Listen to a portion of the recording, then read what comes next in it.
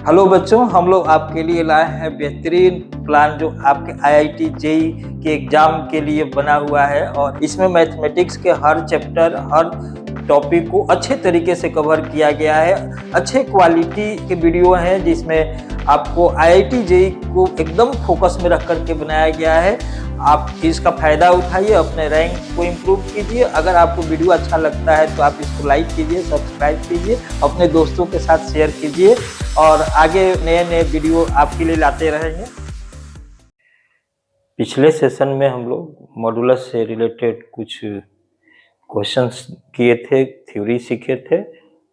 उसको थोड़ा कंटिन्यू करते हुए हम लोग कॉम्प्लेक्स नंबर को इजी तरीके से आगे बढ़ा रहे हैं। और ये बिल्कुल कंसेप्ट सीखने के लिए ही ये सारे जो एग्जांपल्स हैं वो दिए जा रहे हैं। तो अगर मान लो कि हमने एक क्वेश्चन इस तरह से फ्रेम किया कि root of 2 mod z1 equal to root of 2 mod z2 and equal to z1 plus z2 का मॉड दिया हुआ है, z1 z2 जीरो नहीं, तो इनके बीच का एंगल क्या होना चाहिए। तो फर्स्ट ऑफ ऑल हम मॉडुलस की प्रॉपर्टी को यूटिलाइज करेंगे। ये मॉडुलस का प्रॉपर्टी यहाँ पर क्या है, mod of z1 square and mod of z2 square and z1 z2 conjugate plus z1 conjugate z2। अब यहाँ से मैं चाहूँ तो इस वैल्यू को मैं यूज कर सकता हूँ कि half of mod of z1 plus z2 का square and plus half of mod of z1 plus z2 का square and plus z1 z2 conjugate plus z1 conjugate z2। ये क्या इम्प्लाई कर रहा है कि z1 z2 conjugate plus z1 conjugate z2 equal to 0। अब देखिए पिछले क्लास में ये लिखवाया था कि अगर ऐसा कंडीशन आता है तो z1 z2 म्यूचुअली परपेंडिकुलर होंगे, मीन्स यहाँ पर क्या आंसर आ जाएगा, ये 90 डिग्री या π/2 आंसर आ जाएगा। और इस तरह से आपका ये क्वेश्चन सॉल्व हो गया है। सेम टाइप से एंगल पे अगर क्वेश्चन में इस तरह से बोल दूं कि if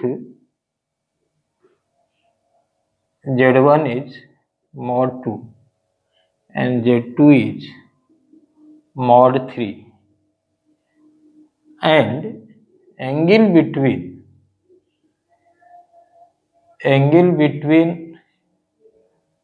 z1 and z2 is 60 degree, then z1 plus z2 by z1 minus z2 का मॉड क्या होगा। ऑप्शन दे देता हूँ, 5/3 हो जाएगा, 4/3 हो जाएगा,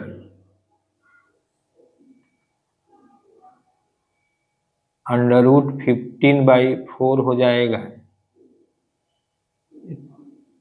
√15/4 हो जाएगा, √19/7 हो जाएगा। इस तरह से हमने ऑप्शन दे दिया।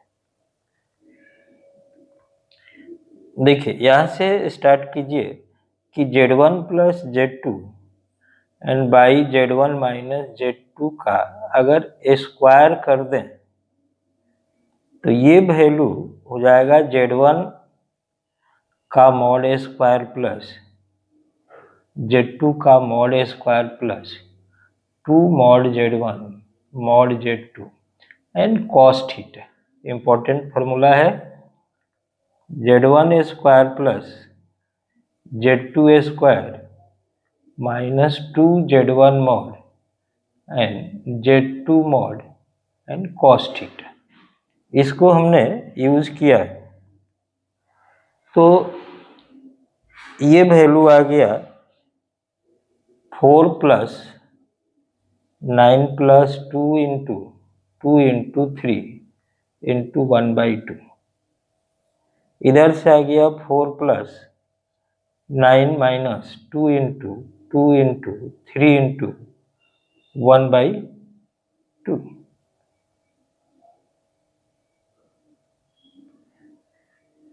ये हो गया 13 + 6 19, ये 13 - 6 7। तो इधर से जो वैल्यू आ गया, ये किसका वैल्यू आ गया? स्क्वायर का वैल्यू आ गया। तो जब आप Z1 + Z2 का एंड Z1 - Z2 का मॉड लेंगे तो इसका स्क्वायर रूट हो जाएगा, और स्क्वायर रूट की वैल्यू इतनी आ रही है। यहाँ से जा करके ये क्वेश्चन वो सॉल्व हो जा रहा है।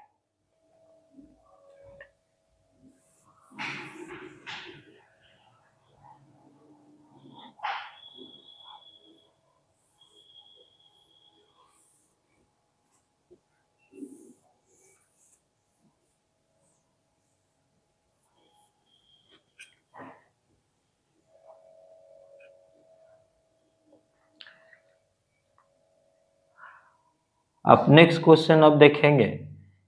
मैं ये बोल रहा हूं कि अगर एक ऐसा क्वेश्चन क्रिएट मैं कर रहा हूं इस तरह का, Z + A/Z and this is equal to B। ये पॉजिटिव भी हो सकता है और निगेटिव भी हो सकता है। तो मैक्सिमम ऑफ मॉड Z की वैल्यू कितनी होनी चाहिए और मिनिमम ऑफ मॉड Z की वैल्यू ये कितनी होनी चाहिए? फर्स्ट ऑफ ऑल, अगर इसको हम माइन्यूटली ऑब्जर्व करें तो इसको क्या लिख सकते हैं? इसको लिख सकते हैं कि mod of mod Z minus mod of A/Z, ये जो डिफरेंस है ये surely less equal to B होना चाहिए। अब देखिए यहाँ पे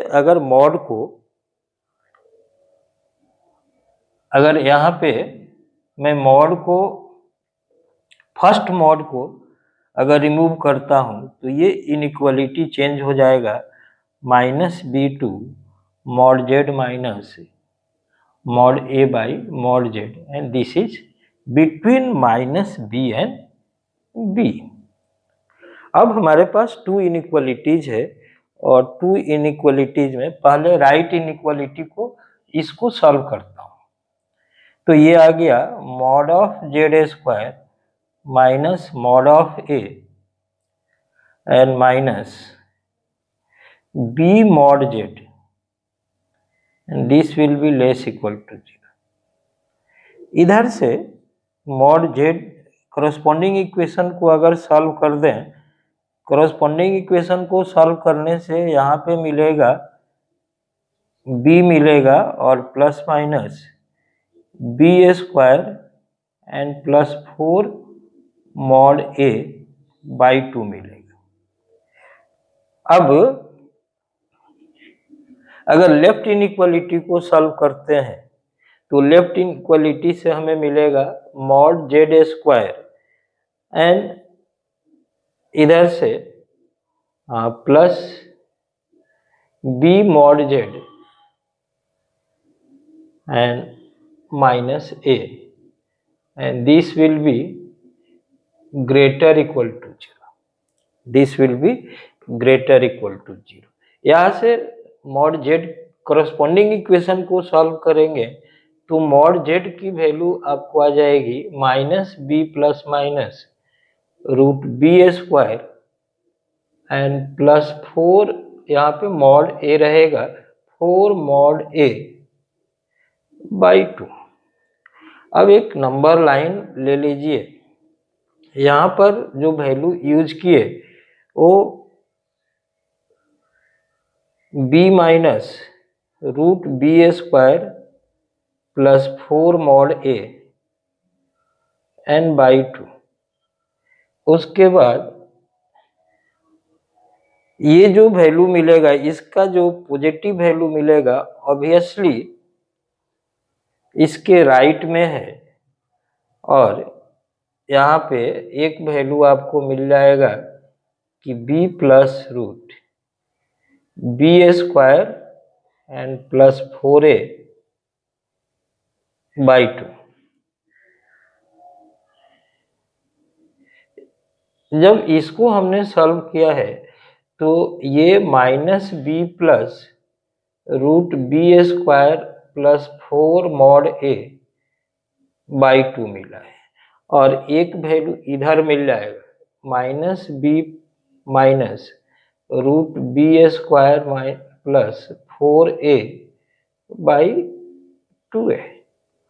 ऑब्वियसली जो रिजल्ट इससे मिलेगा वो इसके राइट को अप्रोच करेगा, और जब इसको हमने सॉल्व किया था तो ये इस इंटरवल में मिला था, और इधर ये नेगेटिव है तो ये डिस्कार्डेड है, ऑलरेडी ये डिस्कार्ड कर देंगे, इसकी जरूरत हमें नहीं है। नेगेटिव मॉड तो मॉड की वैल्यू नेगेटिव नहीं होती, तो इसके राइट में गए और इधर इसके भी राइट में गए, इसके लेफ्ट में गए।